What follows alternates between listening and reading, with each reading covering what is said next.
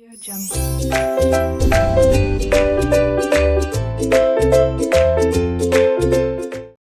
Hello students, welcome to RK knowledge channel. मैं Prem sir from RK classes.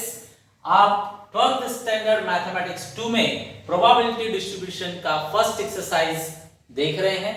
First exercise में ये question number 6 है।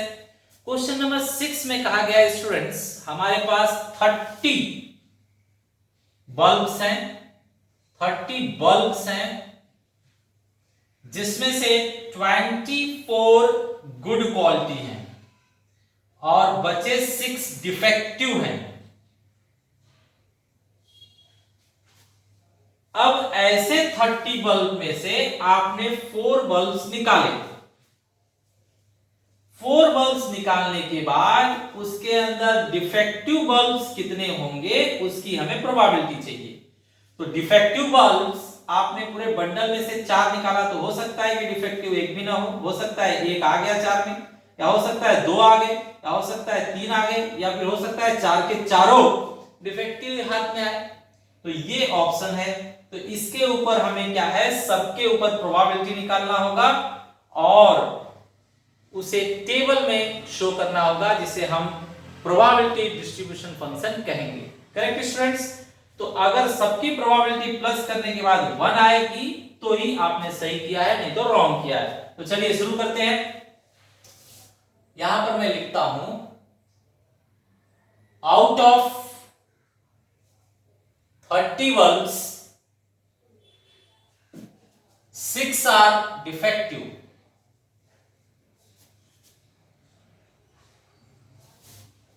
Second, let X be number of defective bulbs when 4 bulbs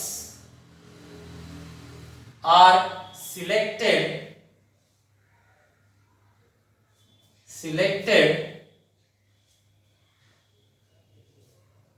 with replacement।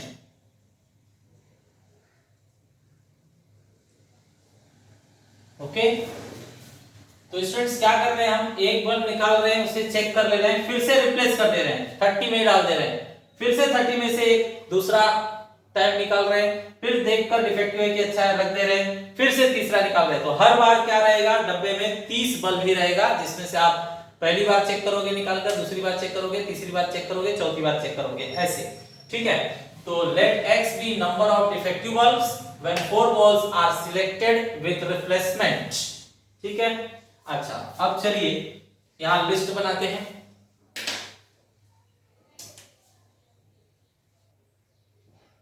x is equal to and px is equal to number of defective. हो सकता है कि 4 में एक भी डिफेक्टिव नहीं आया, या हो सकता है कि एक आ गया, या हो सकता है कि 4 में 2 आ गए डिफेक्टिव, या हो सकता है 4 में 3 आए, या हो सकता है 4 के चारों डिफेक्टिव आए। इसके अलावा कुछ नहीं हो सकता। ये टोटल ऑप्शन है। अब इसे सॉल्व कर लेते हैं प्रोबेबिलिटी के लिए। तो प्रोबेबिलिटी के लिए सॉल्व किया जाए स्टूडेंट। प्रोबेबिलिटी के लिए यहां पर हम इस तरह से सॉल्व करेंगे, p जब x का वैल्यू 0 है तब फॉर्मूला आप जानते हैं px के लिए, n cx p power x and q power n minus x, ये फॉर्मूला है। तो यहां पर बताइए p मतलब x का रिक्वायरमेंट आपका 0 है, मतलब x का वैल्यू 0 होगा, और एक्सपेरिमेंट आप 4 टाइम्स कर रहे हैं, सो n का वैल्यू 4 होगा। डिफेक्टिव आने का चांस कितना है, डिफेक्टिव आने का चांस है 30 में से 6। 30 में से 6 मतलब 1/5। 30 में से 6 मतलब 1/5। उसके ऊपर पावर x मींस पावर 0, और q मतलब डिफेक्टिव ना आने का, तो डिफेक्टिव नहीं आएगा मतलब गुड बल्ब हाथ में आएगा, तो उसका चांस है 24/30। अगर आप इसे 6 से कट कीजिए तो ये 4 हो जाएगा और ये 5 हो जाएगा 6 से कट करने पर, और इसको n minus x means 4 minus 0 ऐसे मिलेगा। तो स्टूडेंट्स यहां पर आपका फेवर है डिफेक्टिव के लिए 1/5 और अगेंस्ट है 4/5। अब इसको सॉल्व कर देंगे तो आंसर आ जाएंगे। आगे अगर आपको एक बल्ब डिफेक्टिव का चेक करना है प्रोबेबिलिटी, तो आप यहां पर 1 लिखेंगे, फेवर पर 1 आएगा, अगेंस्ट पर 4 - 1 आ जाएगा। सिमिलरली अगर आपको 2 के लिए चेक करना है कि डिफेक्टिव 2 बल्ब्स आए, तो आपका ये रिक्वायरमेंट 2 हो जाएगा, फेवर पर 2 आएगा, अगेंस्ट पर 4 - 2 आएगा। नेक्स्ट अगर 3 बल्ब्स आप डिफेक्टिव चाहते हैं, प्रोबेबिलिटी 3 बल्ब्स का कितना होगा, तो x की जगह पर 3 रखेंगे, अगेंस्ट में 4 - 3 आ जाएगा। नेक्स्ट अगर 4 के चारों आप डिफेक्टिव के लिए प्रोबेबिलिटी जानना चाहते हैं, तो x का वैल्यू 4 लिखेंगे, अगेंस्ट पर फिर 4 - 4 आ जाएगा। करेक्ट। अब इसे सॉल्व कर दीजिए फर्दर सॉल्यूशन। स्टूडेंट्स इसका वैल्यू 1 होगा, इसका वैल्यू 4 होगा, 4C2 को आप सॉल्व करके देखेंगे तो 6 आएगा, यहां पर भी 6 ही आएगा, 6 आएगा ना,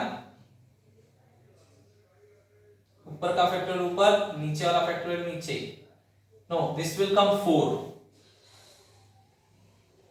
और यहां पर आप सॉल्व करोगे तो सेम है ऊपर नीचे, मतलब आंसर 1 आएगा। ठीक है, तो ये आपका 4C0 1, 4C1 4, 4C2 6, 4C3 4 और 4C4 1, ये आपके फिक्स वैल्यूज हैं। किसी का भी पावर 0 हो तो वो 1 आंसर देता है, और यहां पर 4 मींस 4/5 पावर 4। नेक्स्ट ये हो गया, ये है 1/5 और ये है आपका क्यूब, 4/5 का क्यूब। नेक्स्ट ये 1/5 का स्क्वायर, और ये जो है 4/5 का भी स्क्वायर, 4 - 2 मीन्स स्क्वायर। 1/5 क्यूब में है और 4/5 सिंगल 1 में हो जाएगा, नहीं लिखेंगे चलेगा। 1/5 और 4 है, और ये जो है 0 हो गया मीन्स 1। फाइनल आंसर चेक कीजिए। नेक्स्ट आंसर लिख रहा हूं मैं, बताइए, सिर्फ यही बचेगा 4/5 पावर 4। यहां पर स्टूडेंट्स 5 चेक कीजिए कितनी बार, एक बार यहां, 3 बार यहां, मतलब 4 बार हो गया। 5 जो है 4 बार होगा, और ऊपर देखिए 4 3 टाइम्स, 4 1 टाइम, मतलब 4 भी 4 टाइम्स होगा। ठीक है। नेक्स्ट यहां पर 5 2 टाइम्स, 5 2 टाइम्स, मतलब 5 4 टाइम्स है, और 6 × 16 है, ये 6 × 16। नेक्स्ट 5 जो है 4 टाइम्स ही आएगा, एक 3 बार यहां पर है, एक बार यहां पर है, मतलब 4 बार। ऊपर है 4 और ये 4, 4 4 जा 16। ठीक है। नीचे देखते हैं, 5 4 टाइम्स है और ऊपर सिर्फ 1 है तो 1 आएगा। ठीक है। फाइनली प्रोबेबिलिटीज,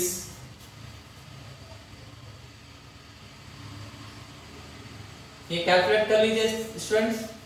4 का 4 टाइम्स मींस 16 का स्क्वायर 256, और ये 5 का 4 टाइम्स मींस 625, अपॉन में 625, अपॉन में 625, अपॉन में 625, अपॉन में 625, और अप में देखिए 4 का अगेन सेम है मींस 256, 16 × 6 96, 16 और ये 1, अब इसे आप प्लस करके देखेंगे तो डेफिनेटली 1 आना चाहिए, मींस अपॉन में 625 है, ऊपर देखिए 625 आता है क्या, 6 और 6 12, 12 और 6 18, 18 और 6 24, 24 और 1 25, बचा 2, तो 7, 7 5 12, 12 और 9 21, 21 और 1 22, 22 तो 2 बचेगा 2, तो 4 6 खत्म, ये आंसर 1 आ रहा है, तो ये परफेक्ट है। ये आपने परफेक्ट प्रोबेबिलिटी डिस्ट्रीब्यूशन फंक्शन तैयार किया हुआ है, जिसके अंदर x ये है और px के वैल्यू वो ब्लैक कलर वाले हैं। Correct students? Students, question number 7, question number 7 में आपको बताया गया है कि एक कॉइन उड़ाया जा रहा है, तो कॉइन जो है वो धोखे वाला कॉइन है, मतलब फेयर कॉइन नहीं है, इट्स अ बायस्ड। बायस्ड मतलब होता है धोखे वाला कॉइन। तो इन लोगों ने बताया धोखा क्या है उसके अंदर टेल की अपेक्षा हेड आने का चांस तिगुना है। वैसे तो जो फेयर कॉइन होता है उसमें 50% चांस हेड का होता है, 50% चांस टेल का होता है, लेकिन यहाँ पर ऐसा नहीं है, ये धोखे वाला कॉइन है, इसमें हेड की प्रोबेबिलिटी टेल से तिगुनी है।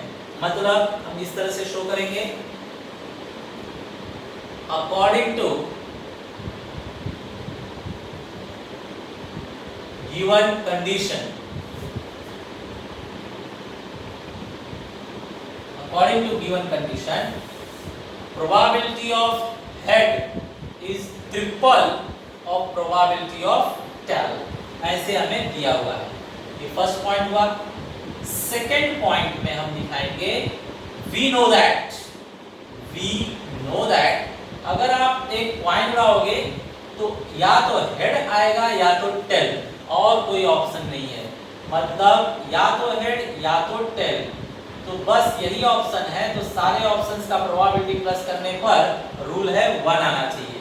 तो प्रोबेबिलिटी ऑफ हेड का वैल्यू हम यहां से ले लेते हैं, प्रोबेबिलिटी हेड का value 3 times probability of tail plus probability of tail is equal to 1। 3 tail और 1 टेल मिलके 4 टाइम्स प्रोबेबिलिटी ऑफ टेल हो जाएंगे। अब देखिए प्रोबेबिलिटी ऑफ टेल जो है वो हम लोगों ने ढूंढ निकाला, प्रोबेबिलिटी ऑफ टेल होगा 1/4। अब फाइनली आप प्रोबेबिलिटी ऑफ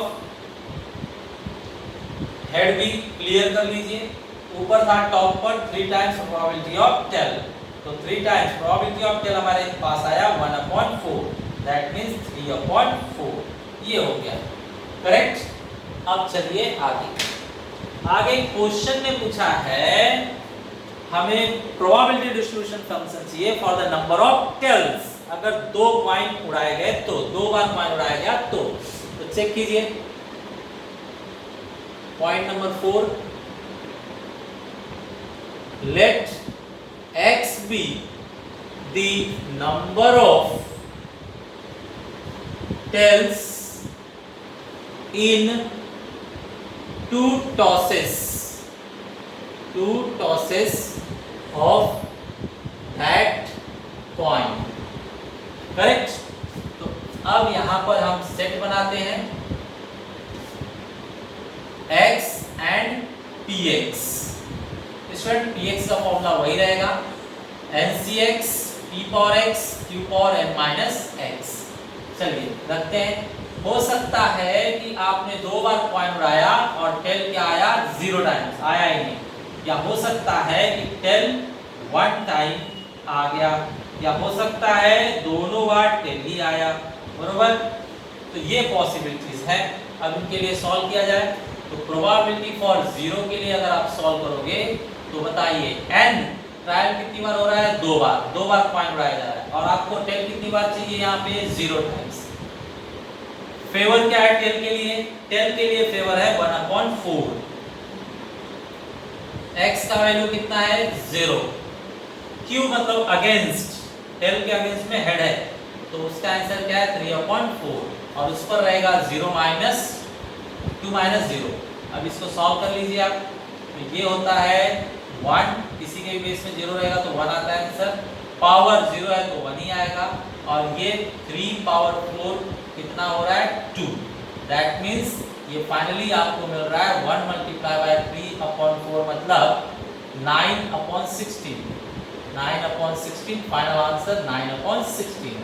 ये हो गया 0 के लिए। नेक्स्ट सॉल्व करते हैं हम 1 के लिए, प्रोबेबिलिटी 1, वापस 2 टाइम्स ट्रायल हो रहा है। अब हमारा रिक्वायरमेंट है 1 टाइम टेल, टेल का फेवर है 1/4 और x का वैल्यू 1, अगेंस्ट है 3/4, ऊपर n minus x means 2 minus 1 होगा यहाँ पर। किसी के भी बेस में 1 रहेगा तो ऊपर वाला आंसर आता है, 2 पावर 1 है तो सेम आएगा, ये 1 है तो सेम ही आएगा, करेक्ट।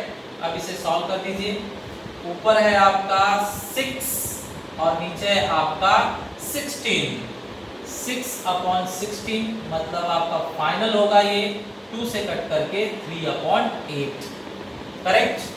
नेक्स्ट देखते हैं 2 के लिए।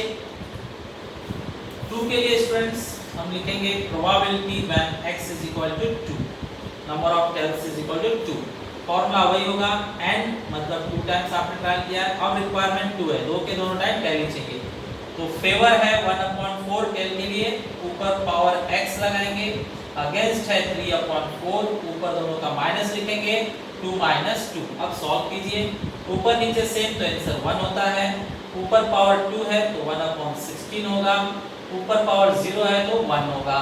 That means here we are getting 1/16, 1/16, finally 1/16। इसे भी स्टूडेंट्स आप प्लस करके देखिए, अगर 1 आ रहा है तो आपने प्रोबेबिलिटी डिस्ट्रीब्यूशन फंक्शन करेक्ट बनाया है। तो प्लस करके देखा जाए, यहाँ पर स्टूडेंट्स ये वाला ले लीजिए आप, इसकी जगह पर ये वाला, तो 16, 16, 16, बेस सेम है तो बेस आ गया 16। अब देखिए 9 and 6 15, 15 and 1 16, मतलब ये 1 आ रहा है, सॉल्व करके 1 आ रहा है मतलब आपका आंसर सही है। प्रोबेबिलिटी डिस्ट्रीब्यूशन फंक्शन में P0 के लिए 9/16, P1 के लिए 3/8 और P2 के लिए 1/16, ये आंसर करेक्ट। स्टूडेंट्स हमारे सामने क्वेश्चन नंबर 8। क्वेश्चन नंबर 8 में हमें सबसे पहले k का वैल्यू निकालना है। k का वैल्यू निकालने के लिए हम क्या करेंगे, समेशन ऑफ px कितना दिखाएंगे 1। अब ये सभी प्रोबेबिलिटी को प्लस कीजिए, तो देखिए ये पूरा प्लस करेंगे तो एक k स्क्वायर में कौन कौन है, कितने हैं, 7 और 2 9, 9 और 1 10, मतलब 10k स्क्वायर, और k में कितना है 1k, 3k, 4k हो गया, 4k एंड 4k 8k और 1 9k, नंबर में कुछ नहीं है, खत्म हुआ 1। इसे सॉल्व करना होगा तो 1 को इस साइड लीजिए, 10k square plus 9k minus 1 is equal to 0। Factor बोलिए, 10 1 जा 10, माइनस करने पर 9 आना चाहिए तो परफेक्ट है, 10 1 जा 10, middle sign to the larger number, this is different, यहां प्लस तो यहां minus, alphabet k, first term same, last term same, दो टर्म का ग्रुप बनाकर कॉमन लीजिए, तो यहां पर कॉमन है आपका 10k, k प्लस 1, यहां पर माइनस 1 कॉमन है, k plus 1 is equal to 0, k plus 1 is equal to 0 और 10k minus 1, 10k minus 1 is equal to 0।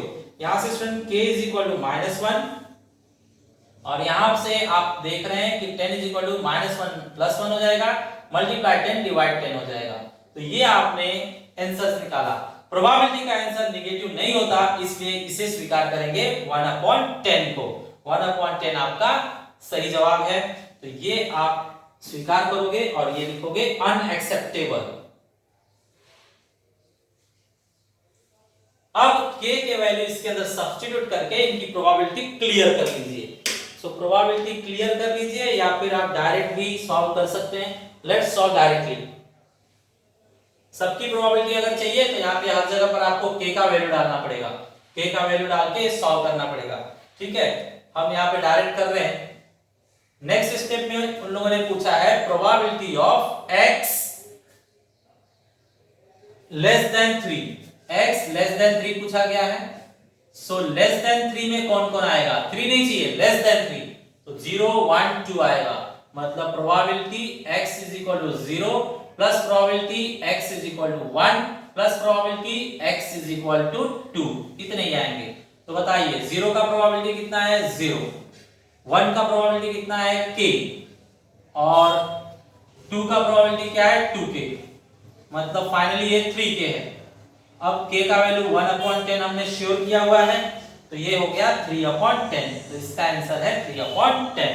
Last in लोगों ने पूछा है प्रोबेबिलिटी x ग्रेटर देन 4, ये थर्ड पॉइंट है।